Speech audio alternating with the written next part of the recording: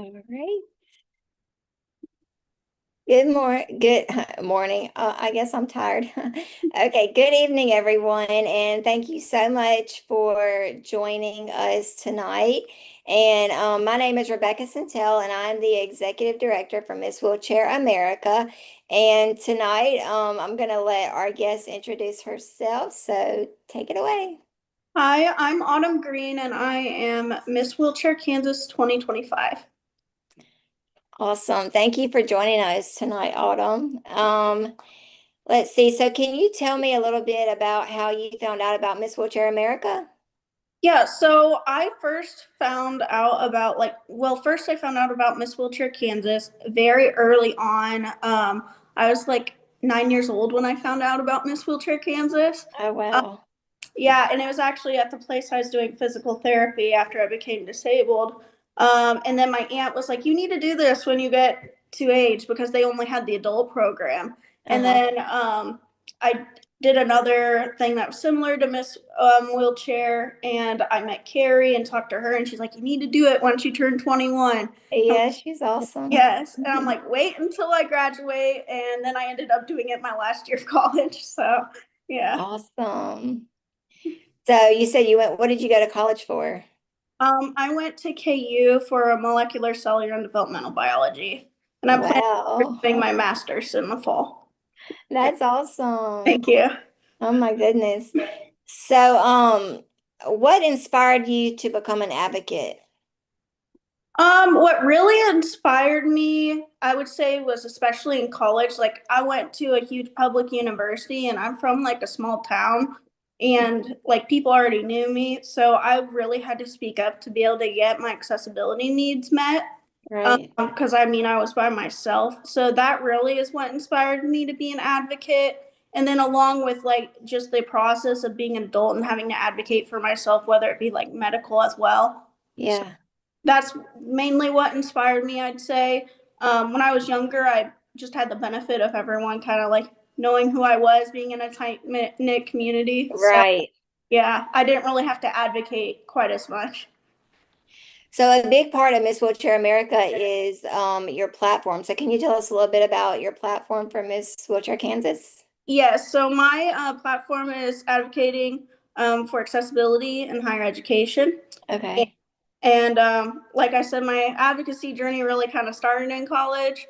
And I just got involved with a lot of things to do with accessibility in higher ed on my campus. I created a student org for disabled students that really kind of like sparked like the main part of my advocacy journey. And it's Yeah. just kind of continued from there. So with your degree, you probably had a lot of lab classes and stuff. So like, did you have to like fight for a lot of accessibility for that? Because I know the tables are like really tall and stuff. Yes, that was the main like kind of turning point with my education as far as like really advocating. I had to go through a long, lengthy process. I was told that people in wheelchairs don't typically take this course by the lab director herself. Um, And you're and like, well, here I am. So what yeah, you got? I'm like, here I am. I actually had to file a Title IX for one lab, and then the other one, I let them know 4 months before my lab even started, and I'm only required to let them know a week before classes start. Right. And they didn't have my accommodations finished until the semester after I finished their class. Oh my Um, goodness. so it's been quite an issue on my campus, but I've talked to others that have gone to college and they're having similar issues, even if they aren't like STEM or taking labs. Yeah. Yeah.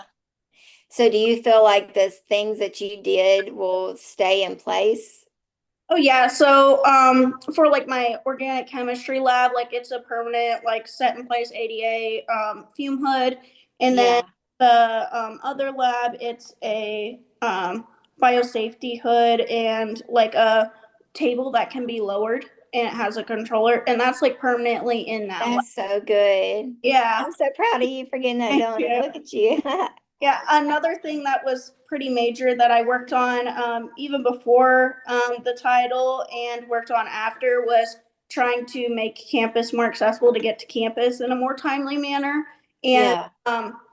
I think it was this past fall, they actually announced a hawk route that is fully accessible outdoors. So you're able to get to between the two main roads on Yeah, campus where all the classes are. And that wasn't available before, and it could take like over 20 minutes in between classes. You're only given a right. 15-minute time period. Yeah. But they actually just finished that, and I helped work with like the people who were in charge of like accessibility on campus and the infrastructure, and we got that finished finally. That's so good because I remember when I was in college, like just to get, like you said, just to get from one place to another would be like 20 minutes, even like just walking. So pushing was like, and you'd had to go like all around because you couldn't just go like straight down the stairs like all the other students. You had to go all the way around the campus. So that's awesome that you got that done. So, what misconceptions exist about your cause and how do you address them? I would say the misconception about the cause is like it's not needed, because Right. I don't see a whole lot of wheelchair users in these types of spaces. But I mean, it's a continuous cycle. You don't see wheelchair users or people disabled in certain things for higher education because they're not accessible in the first place. But they try to use the argument that there's no need to do it because they don't see anyone that needs it. But if Yeah. already implemented, then you would see a higher demand for it because there would be more disabled And students. people may be more like willing or like feel more free to go and do that stuff because, yeah. How do you engage people who do not like initially understand like your cause or your advocacy? I feel like I can help engage them because I try to like use an analogy of like imagine that you had like there's a building that you're trying to get into and there's like no stairs. There's absolutely no way for you to get in. Right. So you make it real for them. Yeah, I try to make it as realistic as possible to where like they could kind of relate and see like why it's such a big issue.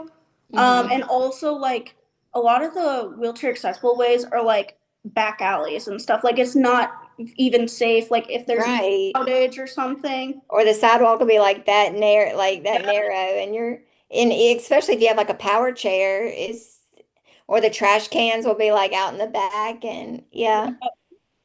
So Um, I may try to make it as like relatable as possible, and they really kind of like you can see the wheels turning in their head to where they're like, okay, yeah, I understand why this yeah, if matters. there wasn't stairs for me to get, I couldn't get from, yeah, Yeah. that's awesome. That even makes me think. So yeah.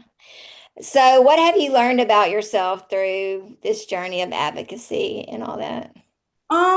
I think I've really learned like how persistent that I am, but also I've learned that like it's okay to kind of like take a step back and like live your life too. Yeah. This past year has been so busy for me. Like I got crowned, I graduated, I got married, and then it Wow. boom nationals, and then I've had medical stuff that is new that I've been dealing on top of that. So there's definitely I think the one thing I learned about finally is the work life balance because before it seemed like I just didn't have the life balance part. I just like did everything I needed to do, and that's Yeah. what I did.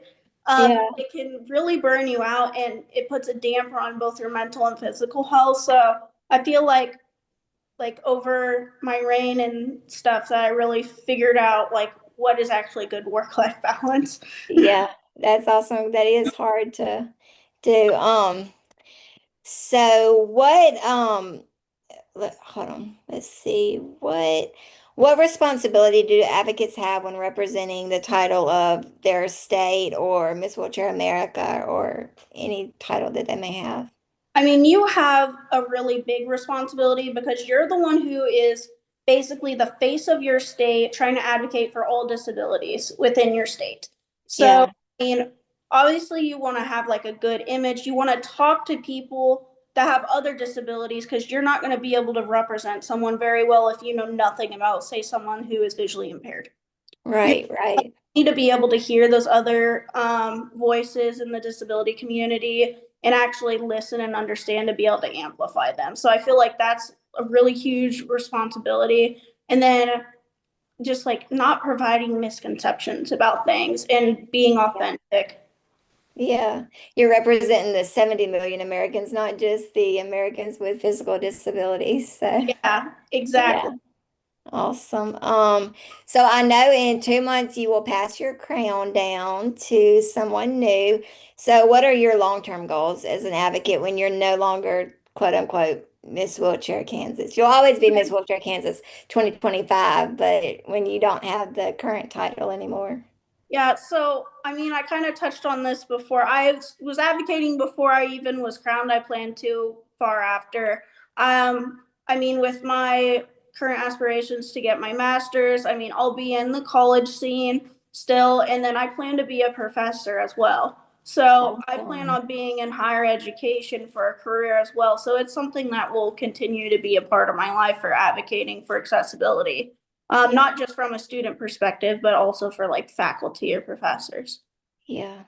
Great. Well, my last question is, what advice do you have for anybody who's watching this that may be interested in applying for Miss Wheelchair in their state? I would say try to find someone to talk about it. I mean, you're not really gonna know unless you talk to someone who's been through it. Yeah, I'd also just think about like what are some things that you're really passionate about or you wish would change, and then like pray about it, discern about it. Like, is this something I should do right now in my life, or maybe should I wait and see what is in store for me in the future? So I would say those are like the three things I would do. yeah.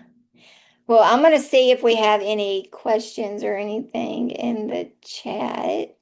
I don't see anything. So, is there anything that you would like to say to our viewers before we go? Just thank you for watching and just viewing now as live or later is really supporting the organization. So I would ask you to continue to watch the interviews because it's just helping support the organization and the causes that they're for. And one thing that I have to say is if you are watching this and you are interested in Miss Wheelchair America and getting more information, you can go to our website at misswheelchairamerica.org and you can send us a message there and somebody will be in touch with you. Or you could call our number at 616-840-0717 and somebody can give you more information. So. Yeah. Well, thank you so much, Autumn, and it was so good to see you. And we met this summer and we got to hang out. So I'm glad that we were able to talk about your journey through Miss Wheelchair, Kansas and America. So Yeah, thank thank you you for so having much. All right, y'all have a good night.